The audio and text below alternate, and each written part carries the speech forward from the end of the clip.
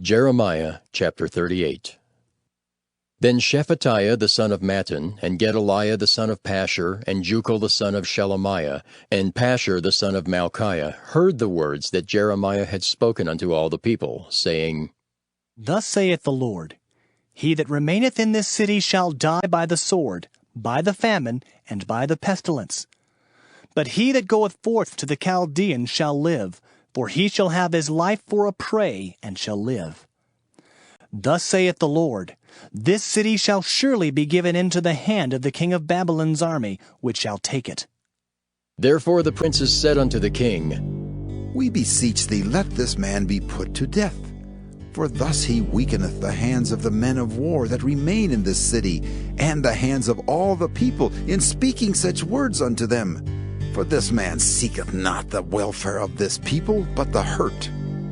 Then Zedekiah the king said, Behold, he is in your hand, for the king is not he that can do anything against you. Then took they Jeremiah, and cast him into the dungeon of Malchiah the son of Hamelech, that was in the court of the prison. And they let down Jeremiah with cords, and in the dungeon there was no water but mire, so Jeremiah sunk in the mire.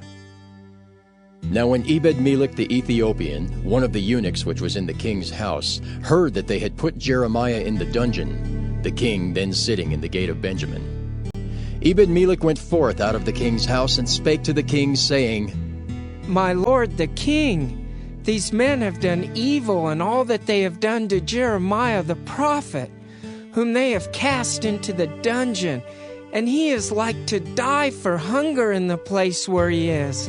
For there is no more bread in the city. Then the king commanded Ebed-melech the Ethiopian, saying, Take from hence 30 men with thee, and take up Jeremiah the prophet out of the dungeon before he die. So Ebed-melech took the men with him, and went into the house of the king under the treasury, and took thence old cast clouts and old rotten rags, and let them down by cords into the dungeon to Jeremiah.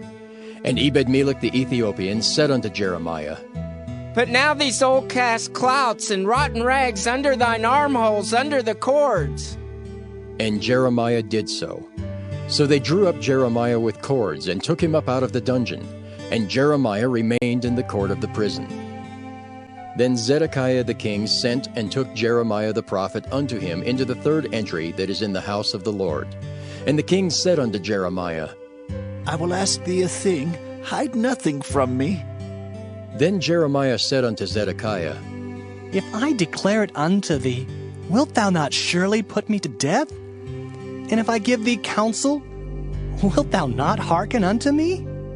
So Zedekiah the king sware secretly unto Jeremiah, saying, As the Lord liveth, that made us this soul, I will not put thee to death, neither will I give thee into the hand of these men that seek thy life. Then said Jeremiah unto Zedekiah, Thus saith the Lord, the God of hosts, the God of Israel, If thou wilt assuredly go forth unto the king of Babylon's princes, then thy soul shall live, and this city shall not be burned with fire, and thou shalt live in thine house. But if thou wilt not go forth to the king of Babylon's princes, then shall this city be given into the hands of the Chaldeans, and they shall burn it with fire, and thou shalt not escape out of their hand. And Zedekiah the king said unto Jeremiah, I am afraid of the Jews that are fallen to the Chaldeans, lest they deliver me into their hand, and they mock me. But Jeremiah said, They shall not deliver thee. Obey, I beseech thee, the voice of the Lord which I speak unto thee. So it shall be well unto thee, and thy soul shall live. But if thou refuse to go forth, this is the word that the Lord hath showed me. And behold, all the women that are left in the king of Judah's house shall be brought forth to the king of Babylon's princes, and those women shall say, Thy friends have set thee on, and have prevailed against thee.